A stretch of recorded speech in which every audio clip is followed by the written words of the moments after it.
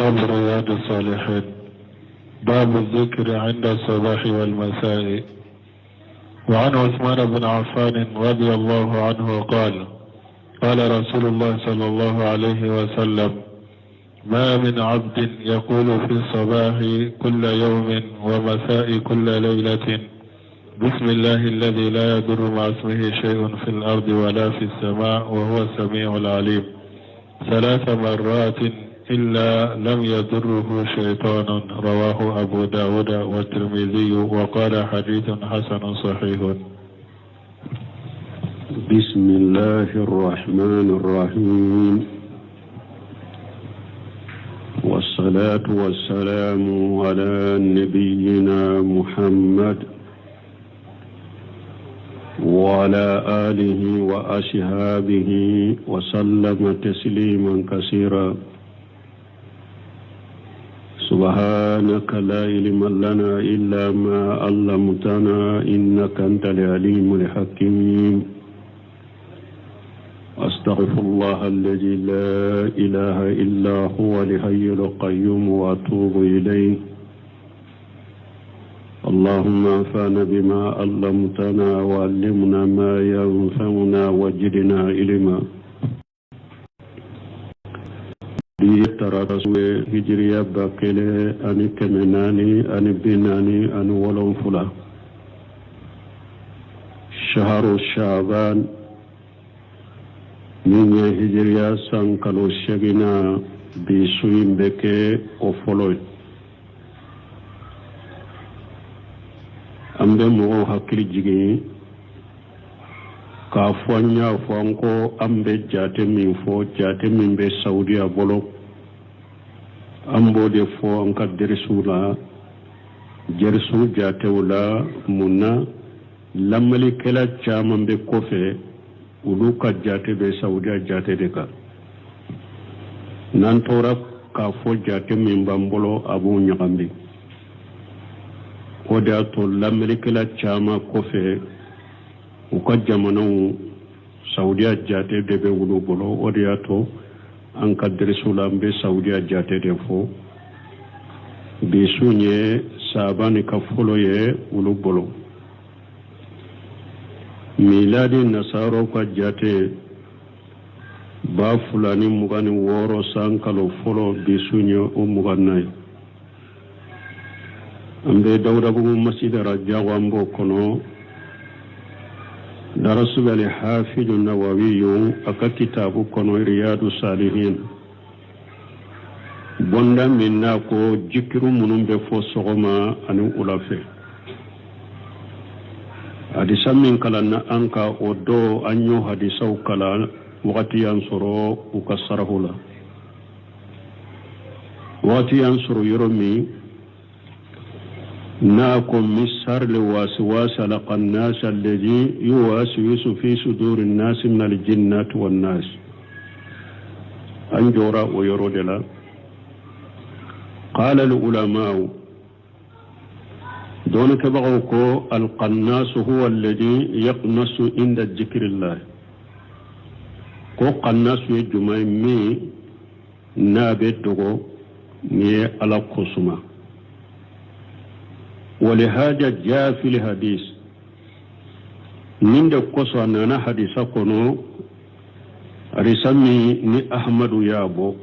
جابر بن عبد الله كاديسا إذا تقولت قيلان فبادر بالآذان. قيلان بن سمين بن أسره من قيلان أنت مناك كتاب التوحيد كنو تريا بوندالا أبي هريرة كحديثا أن أبي هريرة أن الرسول الله صلى الله عليه وسلم قال: لا أدوى ولا تيارة ولا هامة ولا سفر تمام إني فقوا رجاه جاد مسلم ولا نوى ولا قول. قولا الذي جمعه قيلان تيدنك ولا قولا an ko kola min fulani ne ciden ko kola te kola ye munye a tun bɛ jahilu bolo ko n'i bɛ kungo kɔnɔna la ko shetane bɛ kɛ sawuraw la n'a ma kɛ a m'a yɛrɛ kɛ wara ye a b'a yɛrɛ kɛ suruku sawura la ou bien kungo kɔnɔ fɛn dɔ sawura pour k'i bagabaga k'i sira ou bien a bɛ i la tunu sira la k'i tunu ni sira bɛ tunu i la a tun bɛ jahiliw bolo ko shetane bɔ ko mɔgɔ la k'a sɔrɔ ni ala ma jɛn n'a ye ciden ko la ko la ciden ye mun kɛ k'a fɔ shetane sugu bɛɛ a bɛ se ka mɔgɔ ɲagami k'i sira ni ala ka jɛn ye o de tun tɛ jahiliw bolo min tun bɛ jahiliw bolo shetane yɛrɛ de bɛ se k'i lasira k'i tunu sina la n'a yɛrɛ hari ni ala ka latigɛ ni ala ka jɛn t'a la ciden y'o kɛ ka bɔ ye dɛ o shetane sugu tɛ se ka mɔgɔ si sira k'i tunu ni ala de ma jɛn n'a ye mais k'a fɔ a b'i tunu k'a sɔrɔ hari ni ala ma latigɛ ala ma jɛn n'a ye ciden y'o de kɛ mais a ma kola yɛrɛ gɛ dɛ hakilina min tun bɛ jahiliw bolo dusukunnasiri min tun bɛ jahiliw bolo kola la ciden y'o de kɛ a ma kola yɛrɛ kɛ mun na ni hadisa de b'o yira parce que ciden ko ida taqawwalati qilanu ni shetane o shetane sugu na a donna noniya wɛrɛ la ou bien a donna sawura wɛrɛ la taqawwalati mun ye talawanati n'o shetane donna noniya wɛrɛ la ou bien a donna sekili wɛrɛ la dancogo wɛrɛ la pour k'aw bagabaga ou bien k'i lasira fa badiru bil azani a ye teliya a ka salli wɛrɛ kɛ n'i ye salli wɛrɛ kɛ dɔrɔn a bɛ tunu parce que shetane kɔni n'i ye salli wɛrɛ kɛ dɔrɔn shetane bɛ mabɔ i la o la ciden k'o sugu n'a y'u sɔrɔ kungo kɔnɔna la shetane y'a yɛrɛ dɔ sawura dɔ la pour k'i bagabaga ou bien pour k'i la tunu sira la salli wɛrɛ kɛ n'i ye salli wɛrɛ kɛ dɔrɔn a bɛ tunu don sɛbɛn ko alqilanu hiya al-awhamu wal qayalatu a ko ɲagambili de don ani fɛnw dɔ n'u bɛ k'i ɲɛ kɔrɔ allati ta'ridu lil insani fi safarihi min n'a bɛ hadamaden sɔrɔ i ka taama la wala siyama fil asfaril ula ala al-ibli a ko kuma mana taama fɔlɔ minnu tun bɛ kɛ ni taamaw tun bɛ kɛ ɲaamew kan aw li insani alladhi yusafiru wahdahu ou bien mɔgɔ min n'a kelen bɛ taama فتتحول له الشياطين تتلون بالألوان شيطان بكنون يا دولاتي مثل أسد زيب دبو شيطان misali la bedo sawraw dola beke waraye ube abeki nye koro komi kungo kono wuluni ube abeki nye koro komi suruku ube ayete shetane ire jinni mana jinna shetane aba yire ke o doye inye koro puru kila tunu sirala ube puru ki bagabaga chidon ko ni o kera ida taqawwalat liqilan fabadir bil adhani akun ni shetane ninke awla dro ayat taliya kata salli walema yani qulu Allahu akbar la nyine munya akafu Allahu akbar fatatalasha abetunu yani shaytanu yaqnisu inda dhikrillah wa jalla parce que shaytane be dogo de ni ala ko fo yoro la dro shaytane be dogo masami kabwa korota lendo wala ni fana ka famu mɔgɔ minnu n'u bɛ burusow la n'u bɛ taama janw kɛ ɲaamew ka faliw ka sow ka u bɛ ni kelen bɛ taama kungo kɔnɔna la n'u n'a ɲɔgɔnnaw bɛ se ka k'i la sɛtane bɛ bɔ i ɲɛ kɔrɔ k'i bagabaga u bɛ k'i latunu sira la u bɛ a bɛ kɛ fɛn ɲɛnama dɔ ye k'i bagabaga k'i latunu sira la ni o ɲɔgɔnna y'i sɔrɔ dɔrɔn Allahu akibaru fɔ ni ko Allahu akbaru durabe tunu ciden ya furate ode me ciden mage ko shetani sugu toye te ciden mo gede me dusukuna sirin min tumbe sewa jahilu bolo ala cida nyode gonna ko wala qula ka fo abese ki tununa ay tununa yere de ka suralla majjenay ube abese ki sira ka suralla majjenay ciden ko de te ni ala jenana abese ki tunu ni ala yalla tiga abese ki sira mi afuray munye Allahu akbar fo من شر الوسواس الخناس الذي يوسوس في صدور الناس من الجنة والناس يعني هذا الوسواس يكون من الجنة ni waswasu min fulenna be hada maden soro ni sora kono adobe se ka ke jinnai wa yakunu min an-nas adobe se ka ke hada maden yere wasukala imbe se ka ke hada maden yere al-jinnatu hiya al-jinnu jinnatu yamunye jinna wal muradu bihim sayatinu la nyine jinna shaytanu taswasu tuwaswisu fi suduri ube waswasu ke disi kono hada maden dusukun kono wan nasu aida min bani adama hada maden fana ufana be waswasu ke wama aksara sayatina fi jamanina wa qabla jamanina ibn Usaymin ko hada maden shaytane kacha an ka wakati la ani haran ka wakati nye ako hada maden shaytane chaman kacha no fana be an ka wakati la ani wakati min teminanye wa ila yawmil qiyamati fukata qiyama hada maden shaytane fana kacha ube ala ko qur'ana kono wa kadhalika jalina li kulli nabiyyin aduwa min al mujrimin ala ko nabi nyuman na juma temena ne ala ye jugu de kara tinyali kelawla jugu wa kadhalika janna li kulli nabi aduwa shayatin li insi wal jinn ona na ya wurela ala ko nabi nyuman na yuma temena ne ye jugu de kala hadamaden shaytanin ni jinna shaytanin do de ka jugu ye yuhi ba'duhum ila ba'di jughruful qawla qurura nube kuma masire lewum bila kata nyugo ma ka nyugo nege ka nyugo marasa ke e fana marasa wala jinna shaytanu nabi nyuma na nyuma temena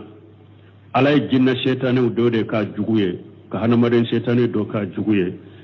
bulo semine aya min sama nabi nyuma na nyuma temena ne ala ye hada maden ciyali kelaw do de ka juguye ali aya kata aya laba كذلك الاتباع لأنبياء أعداء من الشياطين أو نسمين كون نبي يموت تقبضوا فنبوا تقولنا جهود يقول من الشياطين شيطانولا شيدون تقبضوا فنا جن شيطانو بنو جهود هذا مدين شيطانو بنو جهود نبي يموت يجهود سرو يرلاو شيدون يجهود سرو يرلا ni ekwe betugo chidon deko kuma mana tauhidi dawala edete jugu soro yerela ibe jugu soro yerela chidon ni jugu de soro yerela tiyali kelaw kera chidon jugu de hadamadin shaytanu wala jinna shaytanu wala no mogo fana ko ibe tugo chidon de la nabi nyimo de la jugu de beke e fana la ya tuna ila nasi yuwaswisuna aw hadamadin shaytanu bina hadamadin manu bi wiswasa haja kaja wa haja kaja ninye de ninye ربما يواسوسون على صدور من العوام أكتا مغمون نيكو حكلي كدغو سجود يمينك حكلي كدغو حكلي باتالا حكلي مامبو مانا نا يكما مي مدرو أبسكو مناتك بارك ناي نا يكما دو فاي درو أبسكا دو حكلي لا ديرتيتي كاسورو حكلي مامبو نا بجات منك يكما ينا ni kuma fora idro abamina abedo hakili la tejjata mina yereke sajudu yode minka hakili ka dogo hakili batala nabe mire ka kuma ujate mina shaytani hadamaden shaytanu kacca kan nintigla mo nonu wasu sawa fi majhabi batilati wa min al-kajibati akirasa majhabi chiyalendo abese ka majhabi chiyalendo do hakili la pasika leka hakili mambo ube abese ka ewa dina chiyalendo abese ko do adusukun kono dina minye galon dina do abese ko do awa hakili kono aw ghairi zalika ube nunu na nyukono adamaden shaytanu bokum wala fa yazibu al hajaru min ash-shayatin al-ins do semino ka wajibulen do hada maden ki rekoloshi hada maden shaytanu umade alladhina yuwaswisuna laka fi umuri ulude don nude ewa ko ewa wasu ku bisukun kono kola yuja'ilunaha fi nafsika wa ko do mashin nin kono wa hiya fasidatu kasoro ko nye ko chelende ko min mani ubo masri iddu sukun kono wala an kan yere kolosi kuma ya fo chomi jan kan ka wakati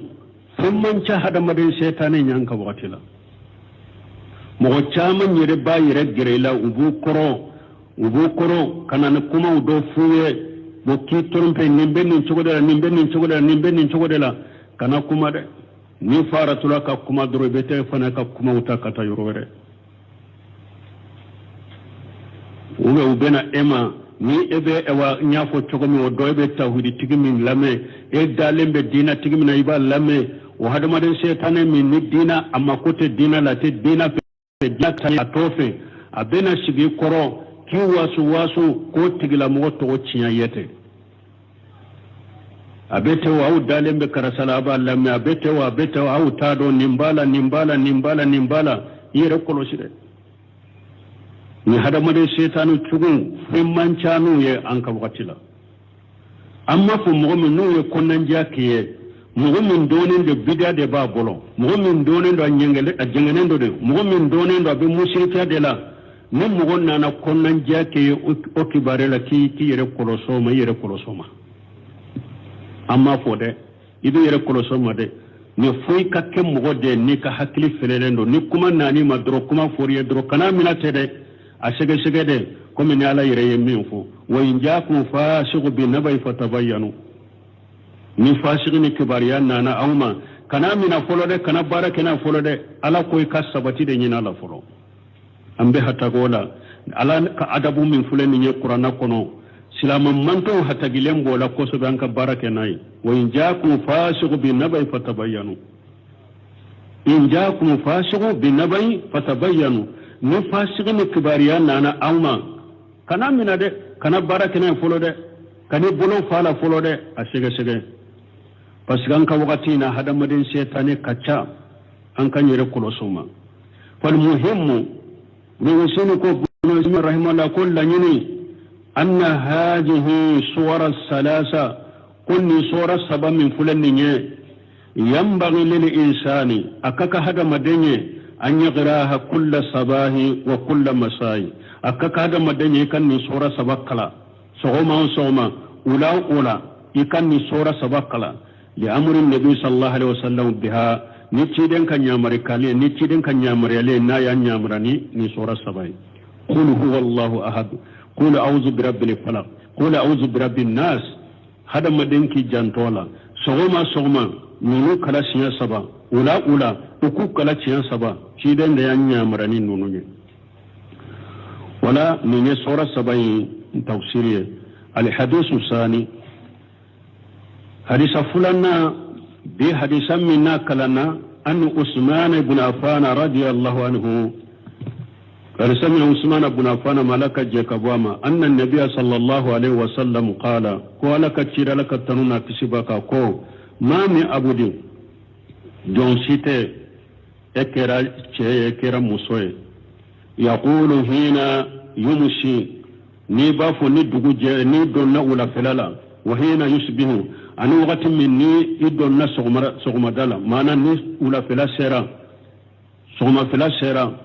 don site ni ba fo bismillah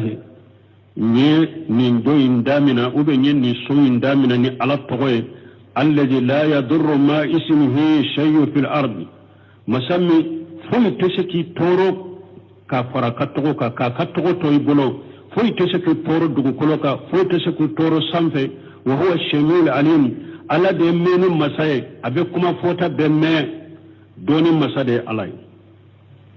نومن بين السره 3 مرات كيدن كوني جو ندغو جيرا يني فوسيا سبا وده ولا في يني فوسيا سبا إلا وقاه الله تعالى سر ذلك اليوم فو على بكسي ودون توروما ni ya fo sogoma de sinya saba fo ula fe o don toro ala bi kisama ni ya fo ula fe de fo kata dugu je o so toro ala bi kisama ni yen ni fo sinya saba لأن الله سبحانه وتعالى بيده ملكوت السماوات والأرض فسك ألا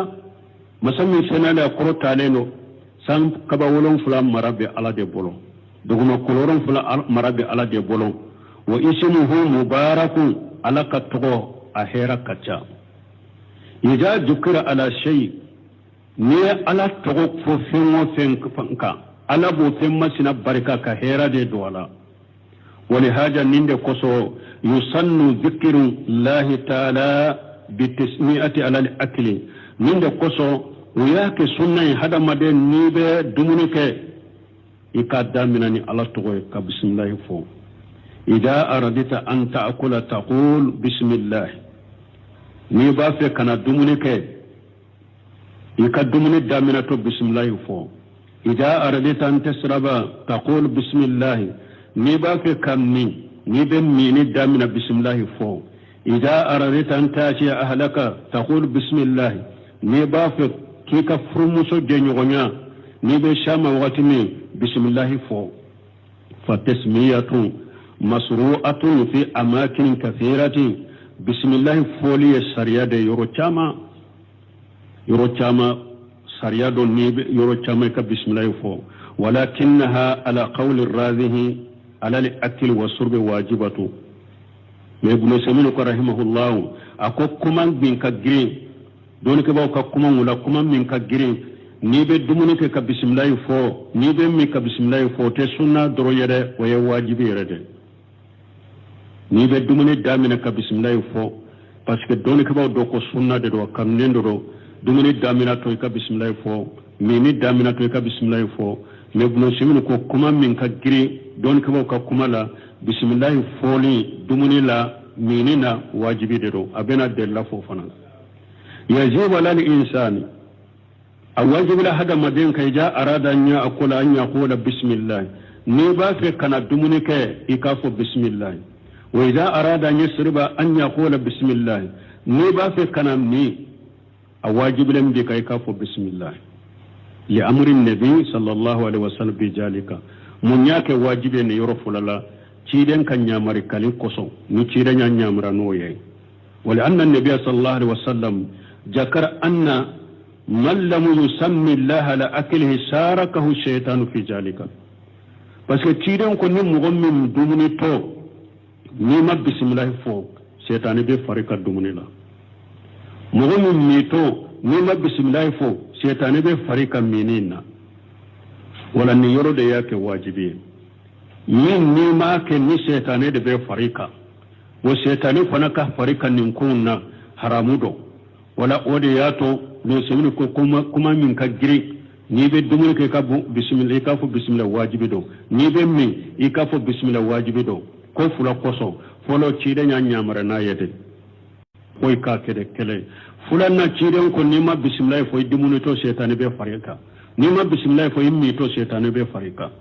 فلا تنسى أن تقول في كل مساء وفي كل صباح أو بلو سمين كوي كنانينا إكافو ولا إكافو صغوما بسم الله الذي لا يضر ما اسمه شيء في الأرض ولا في السماء وهو السميع العليم 3 مرات كنانينا نينفو سيا سبا صغوما أفو سيا سبا ولا kanani na kode wa qawluhu nichidin ko wa huwa shamil alim ala be meni masay ala be doni masay fa shamiu min asma'illah wal alim min asma'illah shamiu ala ka togode alimu be ala ka togode la fa shamiu min asma'illah ta'ala wa lahu mana yani shamiu ala ka togode do mana fulan bala fana الأول شميع أمانة فلو السمع الذي هو إدراك كل صوت ويمين من ألا بكم كما فوتاني كم ألا بمن أبمي وبافو نندما سمع الذي هو إدراك كل صوت ما نكا كم كفوتا بمي cemi mana folo en ne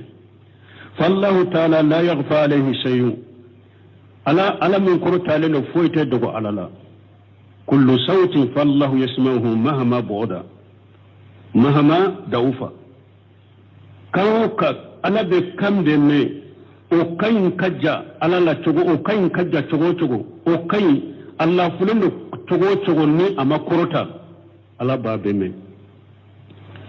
kayin kajja be yoro i kajja be yoro kayin kajja chogo na fura ala ba me kayin majigilendo chogo majibira chogo kalla fula chogo kuma foto ala ba me lamma anjala allah ta'ala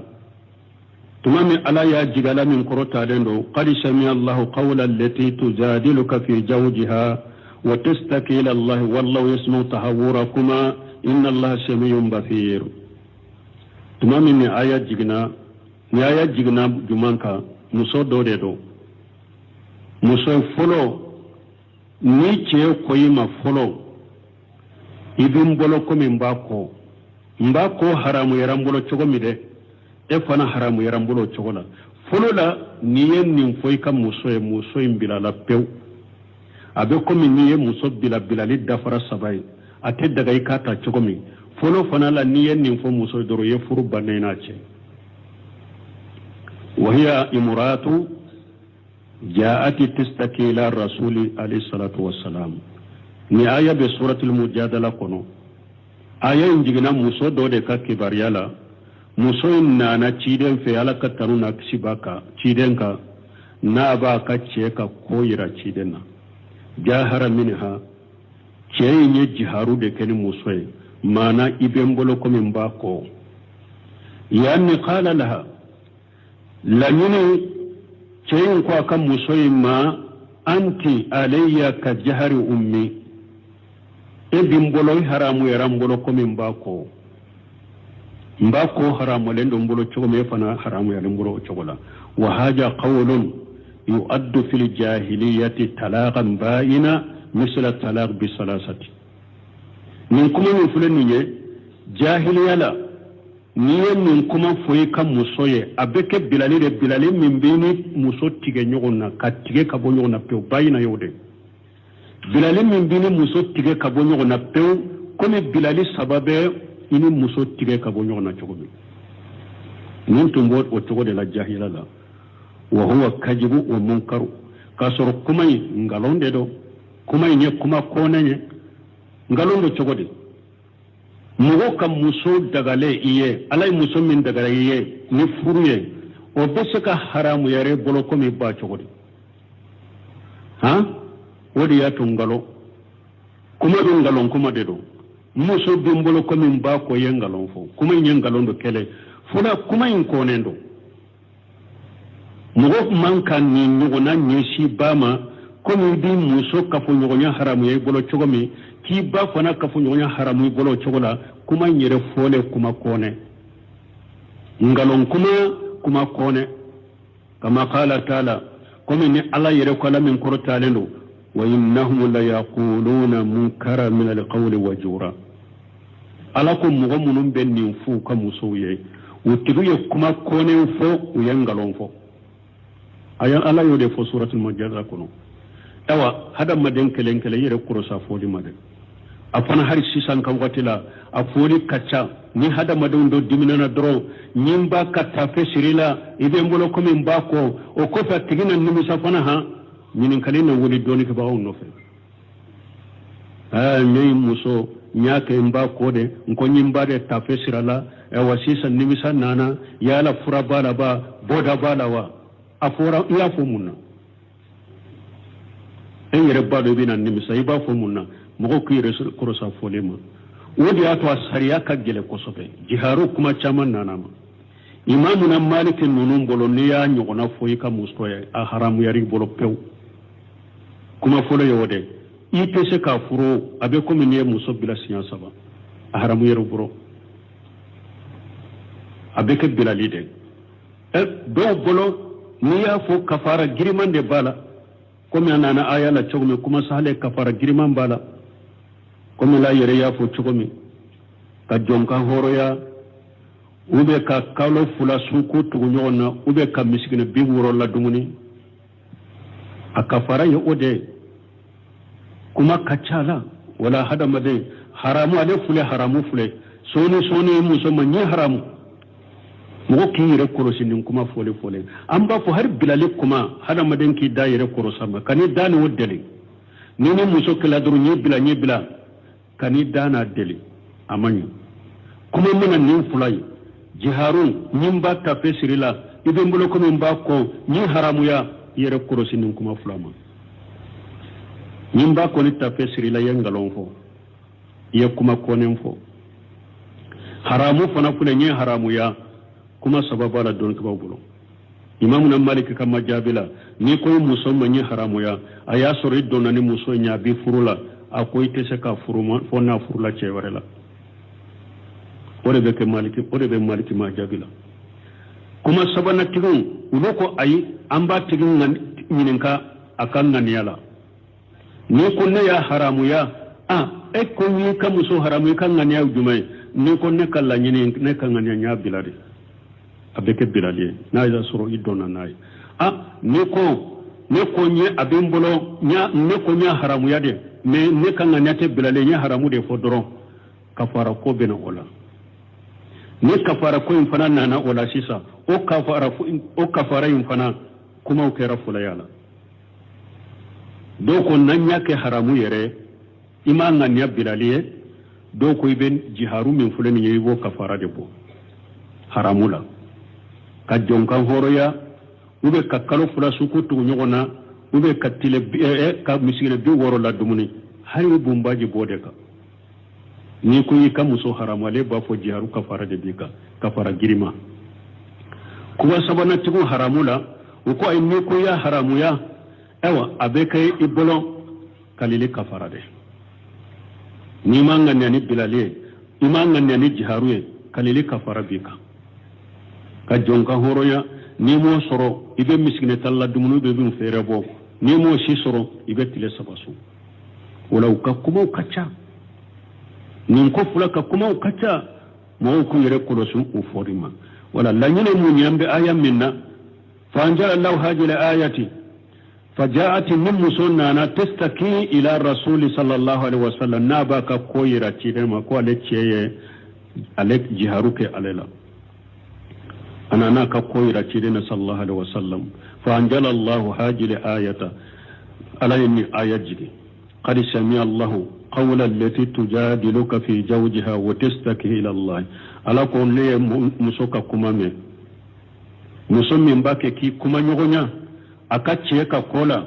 na ba kai kaka koyira lala qalat aishatu an ba ce ta ko radiyallahu anha alaka je ka buama alhamdulillah alladhi washiya samuhu al aswata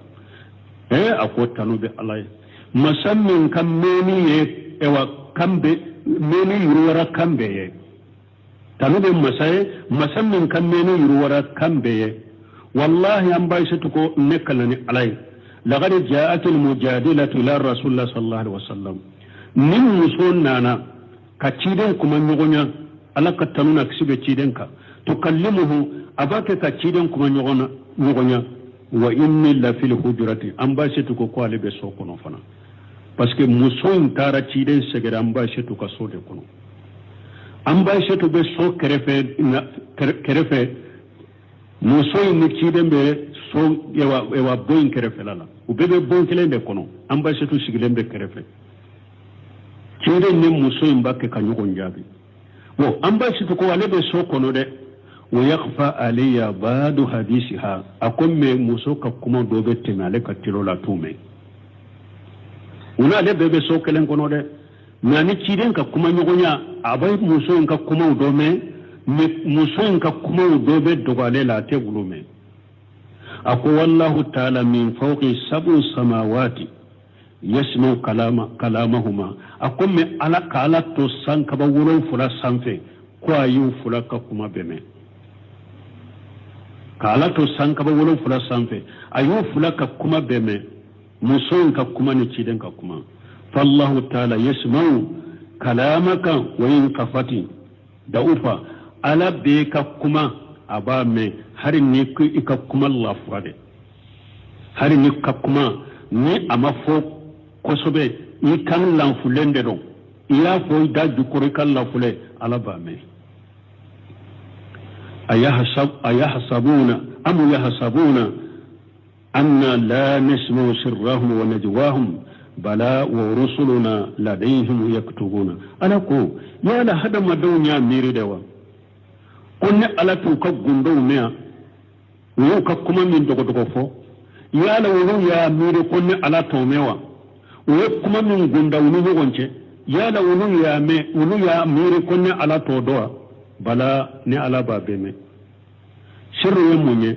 mana eye kuma dogo dogo fo ima fo kene ka ya adogo dogo fo ala ko ale ba me ne je way munye mana aw mo go fulaw ba mo go sabayi ado gundo nyogo nyamin ka woni nyogo nchenne ala ba be me ya la wonu ya miriya ko be kuma munin dogo dogo fo o be gundo munin ke nyogo nche ko ne ala tamia bala ne ala ba be me o ko te fana wa rusuluna ladayhim yaktubun ni ala ka cido mba chela fana ba be sabe ala be fota be me iya afo ime koro iya afo daju koro iya kuma gundan ala ba beme o kofi ala kan malikawu aw ga yoro ala kan malikawu ba cera ba sabe fayyaka an tusmi Allah azza wa jalla kalama la yardahu minka aw bin usmin kom bima iya rekolosh ikane kuma fo ala be ka kuma mimme ikana kuma fo kuma min ala te jenaide yere kolosoma waharisi ika korto ala an tusmiyahu ma yardahu minka subhanahu wa ta'ala ika korto ika ala la meni ka kuma de laika kuma de fo kuma min ala ba me bono akake kuma min ala be je koronai yere kolosi kana kuma fo ala be ka kuma be me ikana kuma fo kuma min ni ala te je naide ibolo de ijija ka korto ka kuma de fo kuma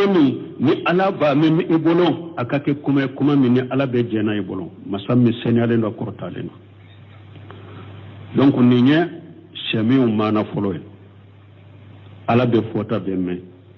mo ambe faida min farakaya do ba fo ko ala tilo be fembela o masabati salafu bolo akida bonda la de kana tilo sabati alala parce que akida bonda fule hakili na don yoro to yoro la o beta qur'ana ni hadisa de la amma sabati qur'ana ni hadisa la ni ala yo tilo fo amma sabati hadisa wala amma sabati salafu bolo ni ala yo tilo fo ayere la ala be fembe me ala tilo bin kanna abanka kuma ulanka bola de lama sabata la qur'ana la de lama sabata la hadisa la sarfu salihun kuma ma sabati bolo ko tilo be ala be meni ke koni me ka fala tilo be kan ala tilo abe fembe ayi kano faraka o ma sabati abe fembe me ninye shami mana fuloy unim maani shami annahu shami du'a abe shami mana la mana fulana ala be du'a be me ala be do be me an ko mana fulo ala be kambe me shemu mana fulo yoye amana fulana ala be do be me abe do be jabi ay mujibu du'a jabi bagade alay shemu mana fulana yode du'a jabi bagay alay kama qala ibrahim sallallahu alaihi wasallam comme ibrahim ya fo chogomi ala ka taruna kishibaka inna rabbi la shemu du'ai nkigi ala abinka du'a jabi ay mujibuhu nkigi ala binka du'a jabi fa huwa jalla wa ala masammin ka ba koro talendo yujibu du'a al mudtar hatagi mugo hatagile ala be mugo hatagile ka du'a jabi ni tegunan hatagira ni ala wala bika du'a jabi wa in kana kafira hari ni atigiye kafirde hari ni kafir hatagira ala lade nayi ala wale ala ba jabi ولهذا من دكوسو يجيب الله عز وجل دعاء المضطرين في البحر من دكوسو على دم مغو حتى بلون كدعاء جاب النوب باجي كونو كافرون إذا خشيهم الموز كدلالي نكبا نغوي كافرو داتغو بطولا ka ewa ni ewa jikunu na ye kafiru datugu batola kome kaba nogo chogo da'ullaha muqlisina lahu dina ube ala kelem pengu de wole ko ka dina be qalashi alay fayunzihum ala bukishi wa yujibu zallan wa ala da'wati mu ala wole fatujibu fayunzihum ala nukishi har kafiru nu be batola nu ya do ku ba fi kato jila ube ala kelem pengu de wole ka duwa qalashi alay wala amba ñini jamana don kan nin faamu har mu do na ko min na tilonke ko antu lu sabati de sharia la de mais mu do na ko la hada maden do na ko la kani ka sembe wori yoro ni ka woleli yoro ke fuye ni ala kelem to wute ala bi deme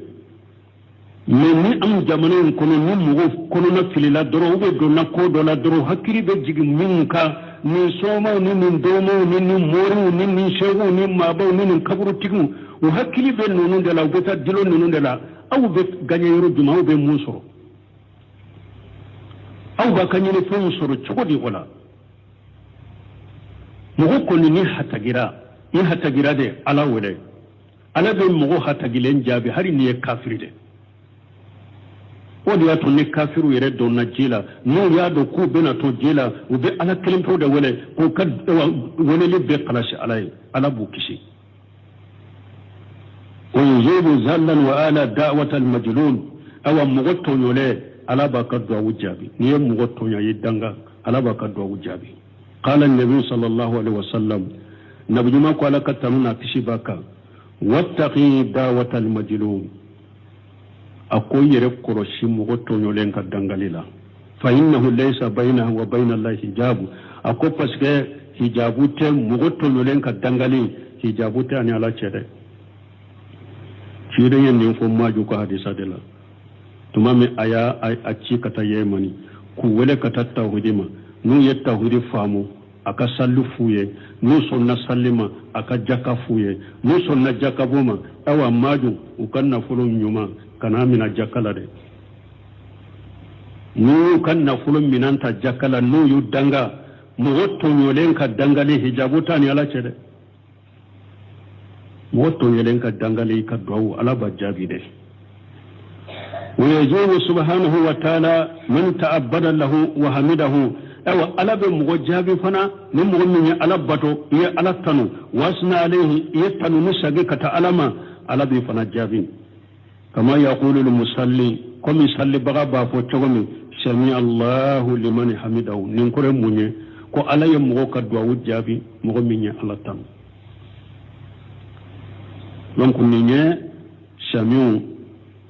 oye akoro fulay nye samiu koro fulay wala an ko ni mogo tonyola adangali sira koro wo emin fana tonyana nyuma ye jumaye ya fatigima ika yafa tigima kana danga ika yafa ma ore kani ni ko ntenya dangali de ko ayetto nyali hakke min kila o nyogona dangali kala iki daola kana temuka nte fulaywa sabana ni mo yi tonyo e ya danga kaba ni danga ya mina fule ni danga ma mina ewa tajuru saratina ce lagara yi tajuru sara yi ka hakke min ala kaba ye Sheikh Salih Fawzani ñenenka kun ni ala mogo yi toño e ya danga e ka hakke minanara wa ako ho yi ka hakke mina kaba ni e koni ya danga e yi ka hakke mina kaba e ka hakke woreta no fere nin ka fo wori atu ye salafu don ñenenka ko yala ni mogo yi toño nka danga wa ako ayi kana danga ya fama de uko cide mako ni mogo tonyolen ka dangali be mina ko me ako yala e ka dangali kono na lawa e bado yala e be se ka da e ka hakeni nawa e aye hakke tonyole hakke min kila yala garanti be bolo ko e ka dangali be se ka dawlawa ako wala ni ya fara ko bi no fewa iya fara ima danga ko bi no fewa me ni ya danga ite minadu ko bi no fe be ko ti no fe eya danga i hakki e ka hakke minana wala ni mo ko ni toyo ni be se kamunyu ka sabali wadi ya to nina nunu be to ko salafu do ni mo ya le toyo do raba ko barakallahu fika ani be do yere de kiye ani be do yere de kiye wadi ya to salafu salu mo ko nyumo hari nu toyo no bu yere ko si dangalima parce que kiden ko laysa lil mu'minu bi ta'ani wala la'ani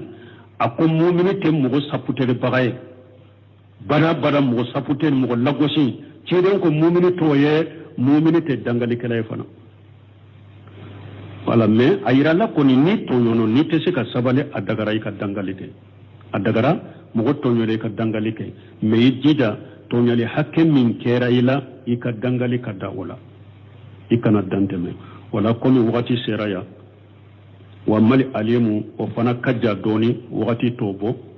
ni ala idrusi wurayranna subhanaka allahumma rabbuna bihamdika ashhadu an la ilaha illa anta astaghfiruka wa atubu ilayk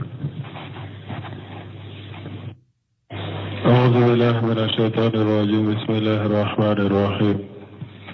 كتاب رياض الصالحين باب الذكر عند الصباح والمساء وعن عثمان بن عفان رضي الله عنه قال قال رسول الله صلى الله عليه وسلم ما من عبد يقول في الصباح كل يوم ومساء كل ليلة بسم الله الذي لا يضر مع اسمه شيء في الأرض ولا في السماء وهو السميع العليم 3 مرات إلا لم يضره شيطان رواه أبو داود والترمذي وقال حديث حسن صحيح بسم الله الرحمن الرحيم والصلاة والسلام على نبينا محمد وعلى آله وأصحابه وسلم تسليما كثيرا سبحانك لا علم لنا إلا ما علمتنا إنك أنت العليم الحكيم أستغفر الله الذي لا إله إلا هو الحي القيوم وأتوب إليه اللهم انفعنا بما علمتنا وعلمنا ما ينفعنا وزدنا علما diye tarata suye hijriya bakele ani kemenani ani binani ani wolonfula shaharu shaban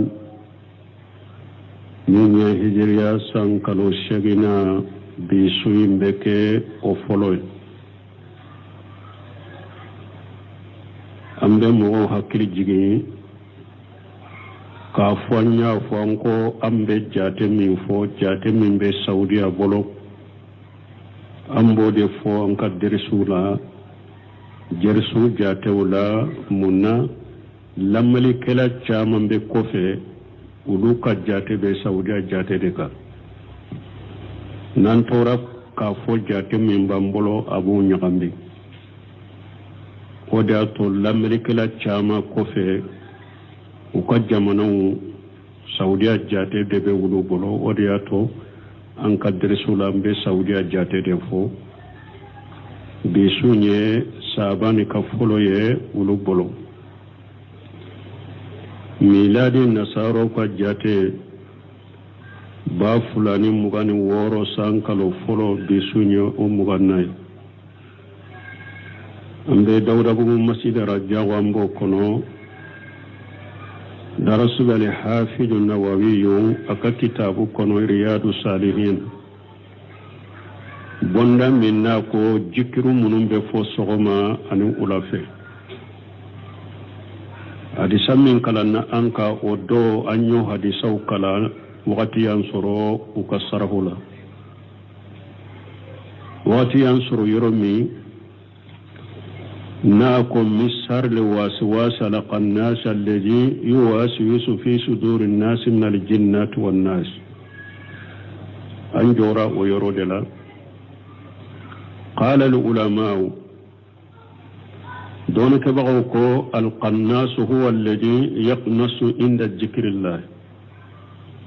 كو قناس يجمع مي nabe dogo ni ala kusuma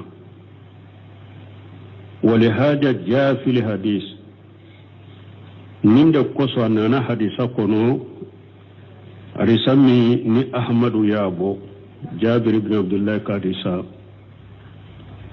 إذا تقولت قيلان فبادر بالآذان قيلان بن سمين بن أسره نين قيلان أنت مناك كتاب التوحيد كونو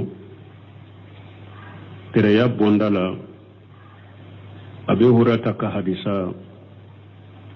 أن أبي هريرة أن الرسول الله صلى الله عليه وسلم قال لا أدوى ولا تيارة ولا هامة ولا سفر تمام إني فقوا رجاه جاد مسلم ولا نوى ولا قولا قولا الذي الجمع قيلان cidenko wala kula an ko kula min fulani ne cidenko kula te kula ye munye atumbe jahilu bolo ko ni be kungo kono nala ko shetane beke sawrawla namake ama yereke waraye aba yereke suruku sawrala ube kungo kono fendo sawra puruki bagabaga ki sira ube abila ila tunu sirala ki tunu ni sira be tunu ila atumbe jahiru bolo ko shetane bo ko megola ka soroni ala majenaye ciden ko wala kula ciden ye munge ka fo shetane sugu be abese kam mo nyagambe kisira ni ala ka jenye ode tunte jahilu bolo min tumbe jahilu bolo shetane yere de bese ki la sira ki tunu sina la na yere hari ni ala ka latina ala ka jentala cide nyoke ka boyede wo shetane sugu te se ka mo sira ki tunu ni ala de majenay me ka fo bi tunu ka sur hari ni ala malatika la majena cide nyode ge na makula yere gede haklina min tumbe jahilu bolo dusuna sir min tumbe jahilu bolo kula la cide nyode ge ama kula yireke munna ni hadisa de boyira parce que ciiden ko ida taqawwalat qilanu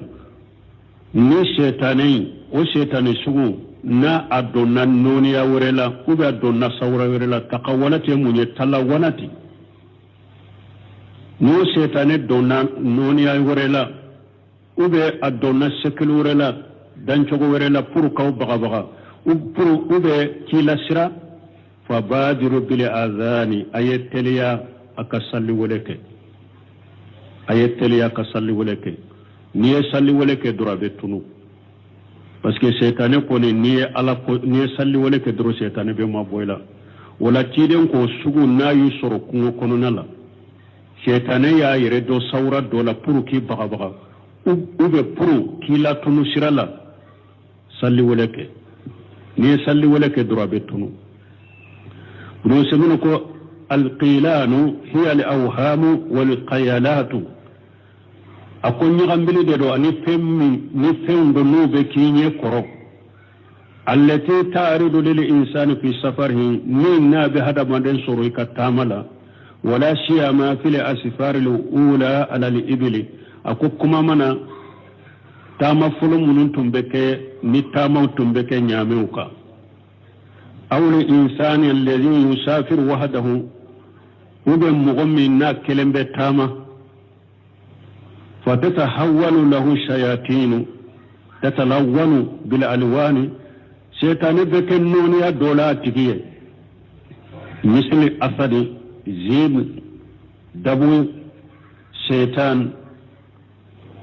misali la bedo sawra dola beke waraye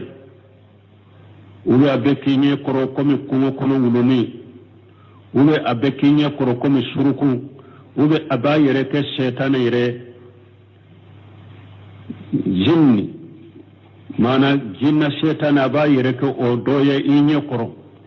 puru kila tumusirala ube puru ki baga cidon ko ni o kera إذا تقولت القيلان فبادر بالآذان أقول الشيطانين منك أولى درو آية تليا كتصلي ولما يعني قولوا الله أكبر لن ينمون أكاف الله أكبر فتتلاشى أبتنو لأن الشيطان يقنس عند ذكر الله عز وجل parce que seytaane be dogo de ni ala ko fo yoro la doro seytaane be dogo masami kabwa korota lendo wala ni fana ka famu mo munu nu be burusula nu be tama jawnke nyame ka falu ka soka ube ni kelembe tama kungo konona la nuna nyugona ubese ka kila seytaane be boyinye koro ki baga ube kila tunusira la ube abeke fenyana ma doye kuy baga kila la tunusira la ni o nyugona yi soro doro Allahu akbar fo ni ko Allahu akbar doro be tunu cide nya furate ode me cide magge ko seytaane sugu toye te cide mo gede me bisukuna sirin min tumbe sewa jahilu golo ala cide nyode gonna ko wala qula ka fo abese ki tununa ay tununa yere de ka surala majjenay ube abese ki sira ka surala majjenay ciden ko de te ni ala jenana abese ki tunu ni ala yalla tiga abese ki sira mi afuray munye Allahu akbar fo min sar al waswas al qannas alladhi yuwaswisu fi sudur an-nas min al-jinnati wan-nas yani hadha al-waswas yakunu min al-jinnati ni waswasu min fulenna be hadama den soro ni sora kono adobe se ka ke jinnai wa yakunu min an-nas adobe se ka ke hadama den yere wasukala imbe se ka ke hadama den yere al-jinnatu hiya al-jinnu jinnatu yamunye jinna wal muradu bihim as-sayatinu la nyine jinna shaytanu taswasu tuwaswisu fi suduri ube waswasu ke disi kono hadama den dusukun kono wan nasu aida min bani adama hadama den fana ufana be waswasu ke wama aksara sayatina fi jamanina wa qabla jamanina ibnu saminu ko hadama den shaytane kacha anka wakati la ani haranka wakati nye ako hadama den shaytane chaman kacha no fana be anka wakati la ani wakati min teminanye wa ila yawmil qiyamati fukata qiyama hadama den shaytane fana kacha ube ala ko qur'ana ko wa kadhalika jalina li kulli nabiyyin aduwa min al mujrimin ala ko nabi nyuman na juma temena ne ala ye jugu de kara tinyali kelawla jugu wa kadhalika janna li kulli nabi aduwa shayatin li insi wal jinn ona na ya wurela ala ko nabi nyuman na juma temena ne ye jugu de kala hadama den shaytanin ni jinna shaytanin do de ka jugu ye yuhi ba'duhum ila ba'di jughruful qawla qurura nube kuma masire lewum bila kata nyugo ma ka nyugo nege ka nyugo marasa ke e fana marasa wala jinna shaytanu nabi nyuma na nyuma temena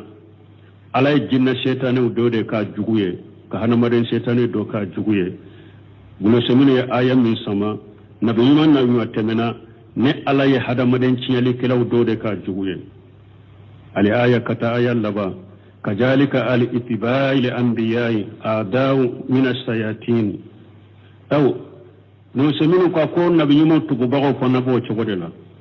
جهود يقول من السياتين شيطانولا شيدون تقبغوا فنا جن شيطانو بين نو جهود هذا مدين شيطانو بين نو جهود نبي يموت يجهو سرو يرلاو شيدون يجهو سرو يرلا ni ekoy be tugu chidon de ko kuma mana tauhidi dawala ede te jugu soro yerela ibe jugu soro yerela chidon ni jugu de soro yerela tiyali kelaw kela chidon jugu de hadamaden shaytanu la jinna shaytanu la no mo fana ko ibe tugu chidon de la nabi yimo de la jugu de be ke e fana la ya tuna ila nasi yuwaswisuna aw hadamaden shaytanu bena hadamaden manu bi wiswasa haja kaja wa haja kaja ninye de ninye وربما يواسوسون على صدور من العوام أكتا مغمون نيكو حكلي كدغو سجود يمين كحكلي كدغو حكلي باتالا حكلي مامبو mana na ye kuma min me doro a bɛ se k'o minɛ ten ka baara kɛ n'a ye n'a ye kuma dɔw fɔ a ye dɔrɔn a bɛ se ka don a hakili la direct ten k'a sɔrɔ a hakili man bon n'a bɛ jateminɛ kɛ kuma in na ni kuma fɔra ye dɔrɔn a b'a minɛ a bɛ don a hakili la a tɛ jateminɛ yɛrɛ kɛ sajudu y'o de min ka hakili ka dɔgɔ hakili ba t'a la n'a bɛ miiri ka kumaw jateminɛ setani hadamaden setaniw ka ca ka nin tigilamɔgɔ ninnu waso waso سواء في مذهب باطلة ومن الكاذبة أكرسا مذهب تيالندو أبسك مذهب تيالندو دو حكيل لا بسك لك حكيل مامبو وبي أبسك أوا دين تيالندو أبسك دو أدسكون كنو دينا ميني غالون دينا دو أبسك دو أوا حكيل كنو أو غير ذلك وبي نونونا نيغنو هذا مدين شيطانو بوكم مولا فيذيب الحذر من الشياطين الإنس دو سمينو كا واجب لندو هذا مدن كي يركلو شيء هذا مدن شيطان ومدن الذين يوسوسون لك في أمور ولد النود أو كو واسواسو كي بسكون كنو قولا يجائلونها في نفسك وبكود مسرين ننكنو وهي فاسدة kasoro ko nye ko tiɲɛlen de ko min mani u b'o masiri i dusukun kɔnɔ wala an k'an yɛrɛ kɔlɔsi komi a y'a fɔ cogo min jan ko an ka wagati fɛn man ca hadamaden setani ɲan ka wagati la mɔgɔ caman yɛrɛ b'a yɛrɛ gɛrɛ i la u b'u kɔrɔ ka na ni kumaw dɔ f'u ye bo k'i tɔrɔmpɛ nin bɛ nin cogo de la nin bɛ nin cogo de la nin bɛ nin cogo de la kana kuma dɛ ni faratula ka kuma doro bete fana ka kuma uta kata yoro wɛrɛ u bɛna ema ni ebe ewa nyafo cogo min o dɔ ebe tawhidi tigi min lamɛ e dalen bɛ diina tigi min na i b'a lamɛ o hadamaden setane min ni diina a mako tɛ diina la tɛ diina fɛ diina ka taa ɲɛ a tɔ fɛ a bɛna sigi kɔrɔ k'i waso k'o tigilamɔgɔ tɔgɔ tiɲɛ yɛtɛ abete wa au dalen be karasala aba lamme abete wa au tado nimbala yere kolosire ni hada made shaytanu tugun fimman chanu ye anka wakatila amma fu mu'min nu ye konnan jakiye mu'min donin de bid'a de ba bolo mu'min donin do nyengele ajengenen do de mu'min donin do be mushrika de la ni mu'min nana konnan jakiye o kibare la ki yere kolosoma amma fo de ibe yere kolosoma de ni foy ka ke mogo de ni ka hakili felelendo ni kuma nani ma dro kuma foriye dro kana minate de a sege de comme ni ala yere yemin fo wa in jaakum fasiqu bi nabay fatabayyanu ni fasiqi ni kibariya nana awma kana mina folo de kana barake na folo de ala koy ka sabati de nyina la folo ambe hata gola ala ka adabu min fulani ni qur'ana kono silama manto hatagilen bola ko so banka barake nay wa in jaakum fasiqu bi nabay fatabayyanu in jaakum fasiqu bi nabay fatabayyanu ni fasiqi ni kibariya nana awma kana mina de kana barake na folo de kani bolo fala folo de a sege parce que an ka wakati na hadamadin setane kacha an kan yere kolosoma fal muhimmu ni usunu ko bunu samina rahimahullah kullanyini أن هذه صور الثلاثة كل صورة سبا من فلان ينبغي للإنسان أكاك هذا مدني أن يقراها كل صباح وكل مساء أكاك هذا مدني كان صورة سبا كلا صوما أولا يكن صورة سبا كلا لأمر النبي صلى الله عليه وسلم بها نتشيدن كان يامر كالي نتشيدن كان يامر يلي نايا يامرني ni صورة سبا قل هو الله أحد قول أعوذ برب الفلق قول أعوذ برب الناس هذا مدينكي جانتولا سوما نونو كلا سيان سبا أولا أكو كلا سيان سبا شيدن ديان يامراني نونو ولا نيني سورة سبا توسيرية الحديث الثاني حديث فلنا بحديث منا كلنا أن عثمان بن عفان رضي الله عنه قال سمع عثمان بن عفان ملك جكبواما أن النبي صلى الله عليه وسلم قال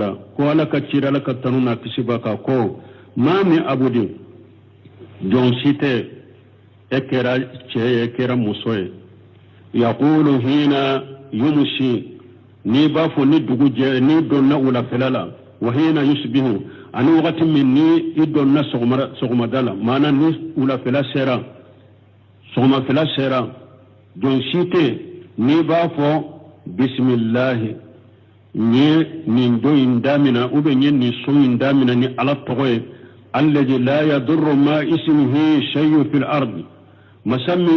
فوي تشكي تورو كفركتو كاكتو تويبولو فوي تشكي تورو دغكولوكا فوي تشكي تورو سامفي وهو الشميع العليم على دمين مساي أبيكما فوتا بمي دون مسادي علي نومن بين السره 3 مرات كيدن كوني جوجو ني دغو جيرا يمين فوسيا سبا وده ولا في يمين فوسيا سبا إلا وقاه الله تعالى سر ذلك اليوم فو على بكشي ودون توروما نيا فو سغما دي سيا سبا فو ولا في ودون تورو على بكساما نيا فو ولا في دي فو كتا دغو جي وسو تورو على بكساما نيا من فو سيا سبا لأن الله سبحانه وتعالى بيده ملكوت السماوات والأرض فسك ألا مسمي سنالا قرط علينا سام كباولون فلا مرابي على دي بولو دغما كلورون فلا مرابي على دي بولو واسمه مبارك على كتغو أهيرا كتا إذا ذكر على شيء ني على تغو فين فنكا على بو فين مسنا بركة كهيرا دي دولا ولهذا نند قصو يسن ذكر الله تعالى بتسمية على الأكل نند قصو وياك سنة هذا مدين نيبه دمونك إكادا منني على طغوي بسم الله فو إذا أردت أن تأكل تقول بسم الله نيبا في كان دمونك إكاد دمونك دامنة بسم الله فو إذا أردت أن تسرب تقول بسم الله ni ba fi kammi ni ben mini damina bismillah fo idza aradta an taati ahlaka taqul bismillah ni ba fi kika furmuso de nyogonya ni be shama wakati mi bismillah fo fa tasmiyatu masru'atun fi amakin kathiratin bismillah fo li sharia de yoro chama sharia do ni yoro chama ka bismillah fo ولكنها على قول الراذه على الأكل والشرب واجبة ابن سمين رحمه الله أكو كمان من كجري دون كباو كمان ولا كمان من كجري نيبه دمونك كبسم الله فو نيبه مي كبسم الله فو تسنة درويرة ويا واجب يرده نيبه دمونك دامنا كبسم الله فو parce que دون كباو دوكو سنة دو كامنين دو دمونك دامنا توي كبسم الله فو ميني دامنا توي كبسم الله فو ابن سمين كمان من كجري don kabo ka kuma la bismillah foli dumuni la minina wajibi dero abena della fo fana yajibu lil insani awajibu la hada madin kai ja arada nya akula anya qula bismillah ni ba fe kana dumuni ke ikafo bismillah wa idha arada an yasriba an yaqula bismillah ni ba fe kana ni awajibu lam bi kai kafo bismillah li amri nabi sallallahu alaihi wasallam bi jalika mun yake wajibe ne yoro fulala ciden kan nyamari kalin koso ni ciden nya nyamra noye wala anna nabiy sallallahu alaihi wasallam jakar anna man lam yusammi allah la aklihi sarakahu shaytan fi jalika parce que ciden ko ni mugommin dumuni to ni ma bismillah fo shaytan be farika dumuni la mugommin mi to ni ma bismillah fo shaytan be farika minina wala ni yoro da yake wajibi yin ni ma ke ni shaytane da bai farika wa shaytane kwana ka farika nin kunna haramudo wala ode yato no semini ko kuma min ka giri ni be dumul ke ka bismillah ka fu bismillah wajibi do ni be mi ka fu bismillah wajibi do ko fula koso folo cide nya nyamara na yede akoy ka kede kele fulan na cide ko ni ma bismillah fo dumul to shaytane be farika ni ma bismillah fo yimmi to shaytane be farika فلا تنسى أن تقول في كل مساء وفي كل صباح أو بلو سمين كوي كنانينا إكافو ولا إكافو صغوما وصغوما بسم الله الذي لا يضر ما اسمه شيء في الأرض ولا في السماء وهو السميع العليم 3 مرات كنانينا نينفو سيا سبا صغوما أفو سيا سبا ولا كنانينا كودي وقوله نتشيدنكو وهو السميع العليم على بمين مساي على يبدون مساي فالسميع من أسماء الله والعليم من أسماء الله سميع على كتقودي عليم على كتقودي لا فالسميع من أسماء الله تعالى وله معنيان سميع على كتقودي دو معنى فلان بالا فنا الأول سميع أمانة فلان السمع الذي هو إدراك كل صوت ويمين من على بكمبه كما فوتاني كمبه على بامم أبمه وبافو نندما سمع الذي هو إدراك كل صوت معنى كمبه كفوتا بمه سمع معنى فلو ينيني فالله تعالى لا يغفى عليه شيء على من كرت عليه فويته دغو على الله كل صوت فالله يسمعه مهما بعد مهما دوفا كاوكا على بكم دمي وكاين كجا على لا تشغو وكاين كجا تشغو وكاين الله فلن تشغو ني اما كروتا على بابمي كاين كجا بيورو يكجا بيورو كاين كجا تشغو نافورا على بامي كاين مجد لندو تشغو مجد تشغو كلا فلا تشغو كما فوتو على بامي لما أنزل الله تعالى تمام على يا جبال من كروتا لندو قد سمع الله قولا التي تجادلك في زوجها وتستكي إلى الله والله يسمع تهوركما إن الله سميع بصير تمام من آيات جيغنا جمانكا مسو دوريدو مسو فلو ni ce koyi ma folo ibin bolo ko min ba ko haramu yaran bolo cogo mi de